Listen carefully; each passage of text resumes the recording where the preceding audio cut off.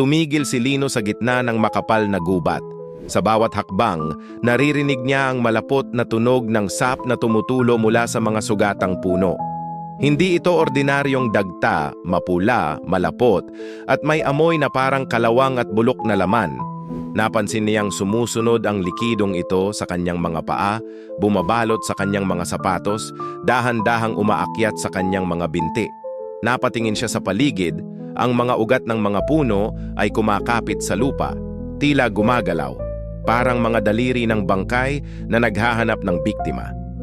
Isang malamig na hangin ang dumaplis sa kanyang batok, kasunod ang bulong na parang nagmumula sa mismong kahoy. Hindi ka na makakaalis. Sinubukan niyang tumakbo, ngunit bawat hakbang ay mas lalo siyang nilalamon ng mga ugat na parang buhay.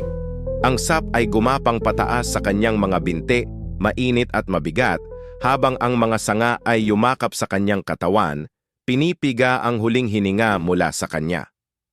Pakiramdam niya ay unti-unting nawawala ang lakas. Ang puso niya ay tila sinisipsip ng mga ugat na naglalakbay sa kanyang balat. Nang tumahimik ang lahat, nagpatuloy ang sap sa pag-agos, mas mapula, mas sariwa, at ang gubat ay muling naging gutom. Naghahanap ng susunod na biktima.